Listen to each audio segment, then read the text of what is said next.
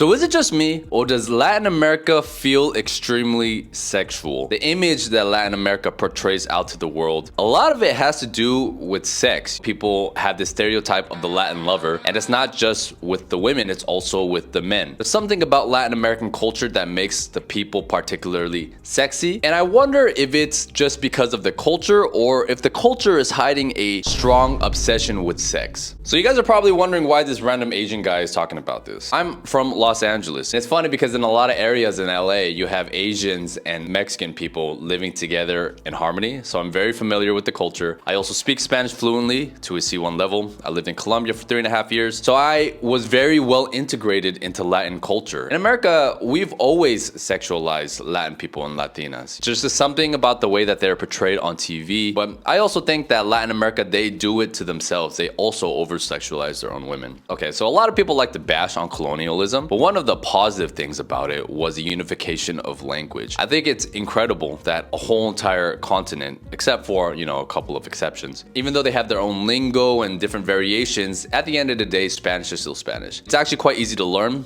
The grammatical structure is not very complicated. So I speak multiple languages, right? Chinese, English, Spanish, and now I'm learning Polish. Polish is a language of precision, whereas Spanish is a language of feeling. The word for yes and the word for if is the same, sí. And I think this is representative of what Latin culture is like. It's very free-flowing, and yes, people will say yes, but it never really is a solid yes. It's more of like okay, maybe we'll see how it goes. We'll just go with the vibe. And I think this is the overall mentality for a lot of Latin countries and even people from Spain. Spanish is a simple language, but that's one of its strengths. Because it's so easy to speak, a lot of people want to learn it, and it's very accessible because there's so much media for it out there. English dominates the market because Hollywood is from America. But Spanish has so many different countries producing media for it, and they all share their media with each other. Me gusta tanto escuchar español porque cuando uno habla español es como poesía. Para mí, cuando hablo español es como estoy bailando. La manera en que yo puedo expresarme is mucho más amplio. And because just the way Spanish sounds compared to other languages. But when you hear a lot of the Romance languages, for example, like Spanish or Italian, when I start speaking Spanish,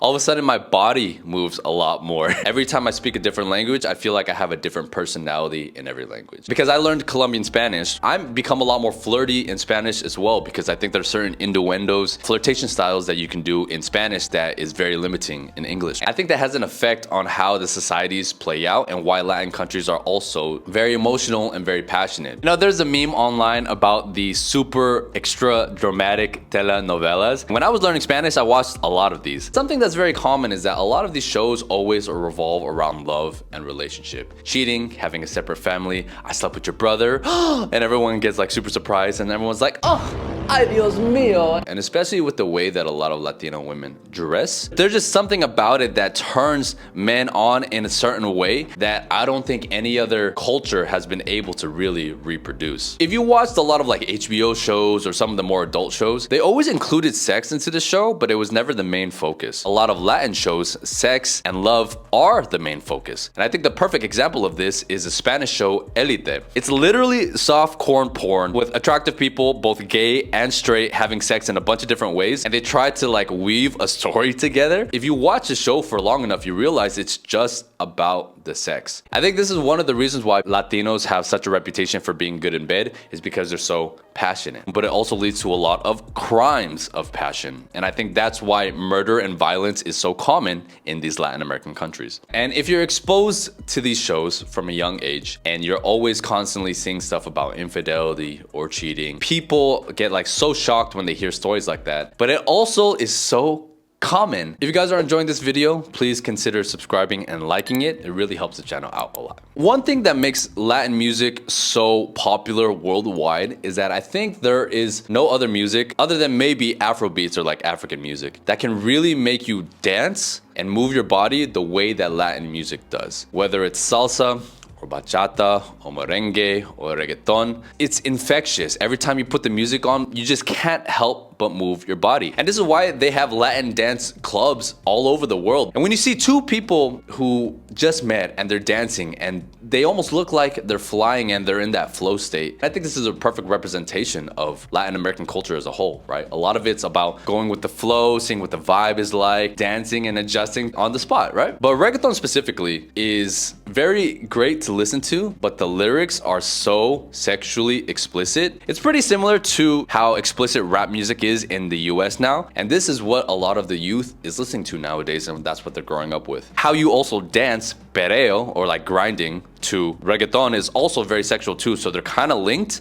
And the themes in reggaeton music is always like, oh, I cheated on my girl. They always see women as sexual objects. I'm the man. This whole machismo thing really comes through. A lot of these songs also normalize this idea of sexual conquest. So a personal story, when I first arrived in Medellin, I used to go to this dance club where I would dance bachata or salsa. It was so easy to meet people at that place. It quickly translates into a physical relationship. The way that you move when you're dancing to Latin music is also very sensual, and it brings out these emotions of like sex. Dance is a big part of a lot of these cultures, and people grew up dancing ever since they were really young. But when dance, especially to this kind of music, is so popular, it also heightens sexuality. If you want to go down there for research, you want to make sure to have enough money with you. I personally recommend the wallet brand Exter. Exter is the #1 rated wallet brand in the world with over 1 million satisfied customers. They sent me the Wallet Pro in 10, but the one that I was really looking at was the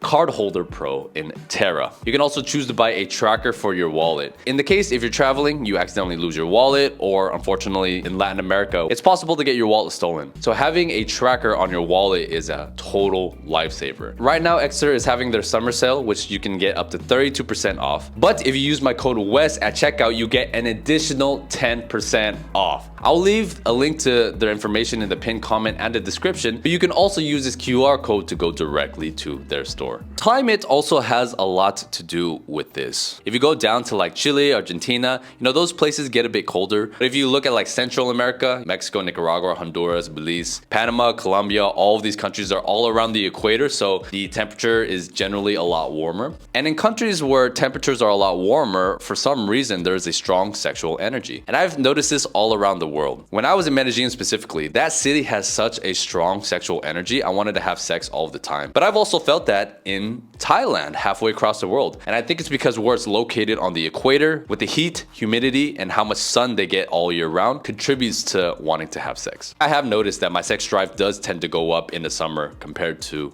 the winter. So let's talk about Latin social culture. I think this is probably the biggest defining factor to why Latin America is so sexual. What does Latin culture mean, right? That's such a broad statement. Something that I've personally noticed is that yes, all Latinos are pretty family oriented, but coming from a place like Colombia where infidelity is extremely high, there's a bunch of single moms, but I find that Mexico is a little more traditional in a lot of ways. Everybody loves Latinos because they are warm, they're very friendly, they're very physically affectionate as well. It's common in places like Argentina, Spain, Colombia. When you meet somebody for the first time, if they're of the opposite sex, you give each other a kiss on the cheek, and it's just a proper greeting, right? In East Asia or in the Slavic countries, people are gonna look at you really, really weird because we value personal space differently. A lot of those interactions can also be seen as flirting. I think the line between being friendly and flirty is a lot more blurred in Latin countries, especially because the language itself is also super flirtatious. I remember when I was in Colombia and I would meet girls for the first time. If we just met and then we hug each other and then we kiss back and forth, we can smell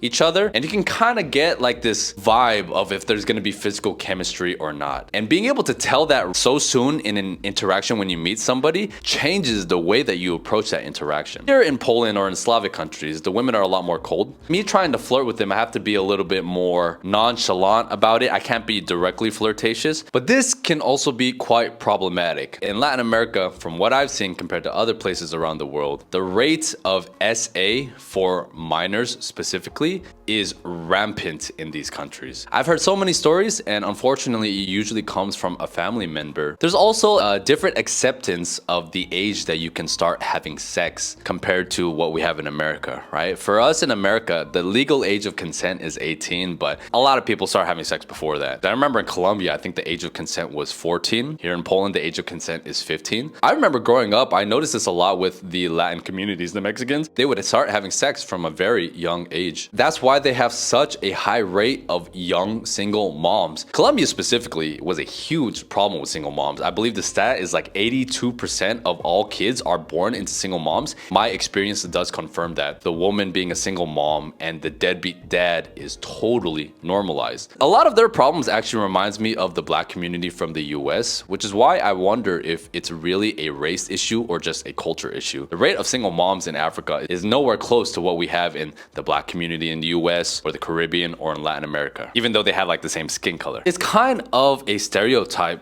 that the Latin man has a separate family on the side that he's also supporting. My ex-wife, she was a part of the second family. This is a worldwide issue, but that seems to happen a lot less here in Europe and in Asia compared to Latin America. And there's also this weird acceptance of infidelity in a lot of these cultures. There's just an acknowledgement of male's nature, and because there are so many sexy women everywhere, I swear when I was in Colombia, almost everybody that I met, someone in their family had a kid with another woman who wasn't a part of that marriage, had a separate lover, cheated on their partner at some point. It's rampant. It's so common. I have my own personal issues with the Catholic Church, but I find it interesting that a lot of Catholic nations out there are some of the most corrupt, particularly the Latin Catholic nations. So Spain is quite nice, but Italy is a mess right now. Philippines is a mess. That's where my family is from, which is also a Catholic, Spanish-conquered country. Everybody knows that the corruption and the violence, all the cartels in Latin America are just different compared to the rest of the world. And I've wondered why they still haven't been able to really figure that out. I mean, El Salvador did, but they seem to be an exception compared to all these other countries. Catholicism is so important in their culture. They're also so open when it comes to sex, and this weird duality I've always found so fascinating. The Catholic Church, from what I've seen, is a lot more about following the rules rather than being an actually good Catholic person. And it always bugged me that it doesn't matter how much you sin, as long as you go to confession afterwards, it's almost like all of your sins are wiped away. And I think this is the mentality that a lot of people in Catholic countries have. That you have to put up the image that you're this good Catholic person and you go to church every Sunday. Your behavior doesn't really have to reflect that in home with your own family or your own relationships. This is my primary problem with Christianity in general. I feel like it's quite a flawed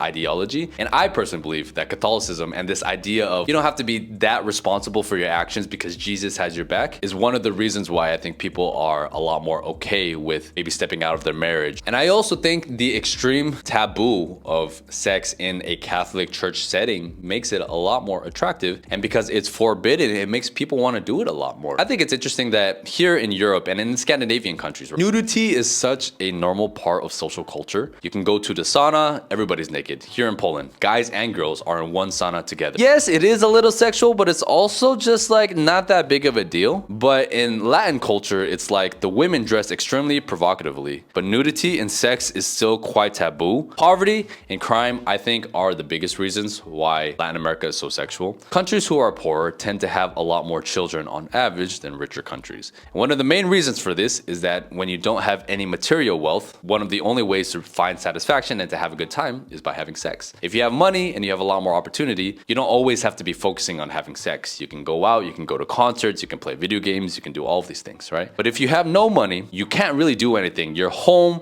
bored with your boyfriend or your girlfriend, and you're 15 years old, what do you think you're gonna do? Of course you're gonna have sex, right? When a country or where you're living has a higher rate of crime, I think it generally puts the population more on a survival instinct level. And when you're in that survival mode, I also believe sexual desire gets heightened, because when you're trying to survive, especially as a man, you want to pass on your genes as quickly as possible. So you want to have sex with as many women as possible. I think that's our natural biological urge that gets heightened in times of survival. And in a place where crime is high, men are a lot more important in those societies too. But women in first world countries don't have to worry about their safety as much. So the protection role of a man doesn't have to be fulfilled as strongly. But if you're living in a country where it's a lot less safe, women rely more on the men's protection for survival. And I think that becomes an interesting part of the relationship equation. I think a lot of the problems in Latin America come from their obsession with sex, primarily the disruption of the family unit. Single motherhood is one of the biggest problems in society. There's a lot of secondary effects after it. For example, boys who are raised without a father in the household are more likely to get into gangs, are more likely to get into crime, violence, prison. Most of the school shooters, I think like 75% of them came from single parent households. households as well. And people from poorer countries generally tend to have a lot more short-term of a mindset compared to a long-term mindset. That's what leads to a lot of these single families. This foundational issue is actually what's keeping Latin America behind the most. You guys think it's not that big of a problem and it's just a natural part of their culture? I highly recommend you guys watch this video next. Let me know your thoughts down below, and I will catch you on the next one.